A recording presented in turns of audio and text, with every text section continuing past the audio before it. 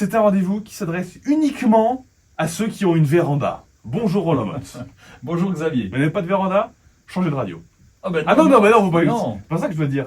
Restez ici. Mais Ah non. bah oui, mais je suis dingue moi. Mais voilà, la véranda c'est pratique en hiver quand Oui, on c'est quand on a un pratique. jardin. Alors on dit véranda, mais on peut aussi très bien avoir une pièce qui fasse office de véranda, c'est-à-dire Hein une pièce non chauffée avec de la lumière. En fait, Ah oui. le principe de la véranda, c'est de conserver certaines plantes qui ont froid dehors, mais qui ont trop chaud à l'intérieur.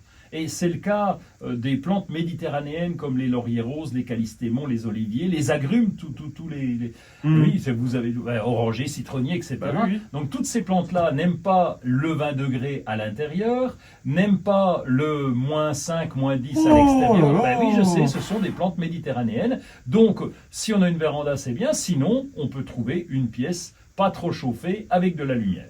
Dites, les serres, ça Oui. peut marcher ça? Ben, les serres, oui, à condition qu'elles ne descendent pas trop bas. Ça dépend où elles sont placées, parce qu'il y a des serres sans chauffage qui, s'il fait très froid, par exemple -20 degrés dehors, eh bien, ça va descendre à -10 dans la Ah oui, serre. il faut Donc quand même là, froid. Ah oui. ça va coincer pour certaines. D'accord. Mais ça peut être utile, une serre. D'ailleurs, il y a des petits chauffages qui permettent de chauffer, de maintenir hors gel la serre, et là, c'est parfait. Oui, bon, ça commence à être du budget après la serre, plus de chauffage, etc. Ben, plus etc. électricité. Oui, oui. Bah, Oui. voilà, c'est ça.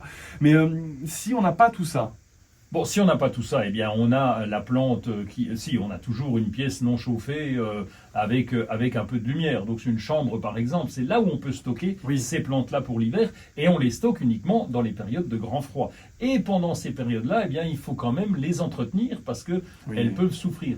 Souvent, on les met dans le garage. Et dans le garage, eh bien, il y a pas de lumière. il y a peu de lumière, en tout cas, même s'il y a un petit machin, Oui, une le petite petit hublot de lucarne, rien. ouais, mais ça, c'est Oui, pas oui. assez de lumière. Mais vaut mieux ça que de les voir geler. Alors elles vont perdre un peu leur feuillage, mais il n'empêche, au moins elles sont hors gel.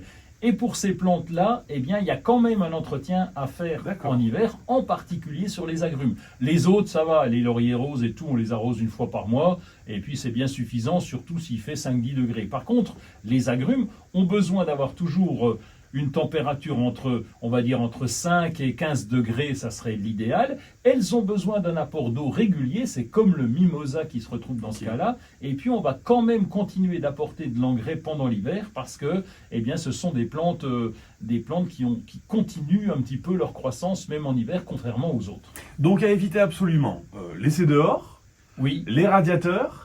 Oui, alors proche des radiateurs, c'est encore pire parce que déjà on est à 20 degrés, mais proche du radiateur, il fait encore plus chaud et cette chaleur va dessécher le feuillage qui peut tomber rapidement. Et on évite aussi le noir. Bah, le noir, si on peut avoir de la lumière, c'est nettement mieux, mais vaut mieux la situation en gel que manque de lumière. Il n'empêche que l'idéal, c'est quand même de la lumière.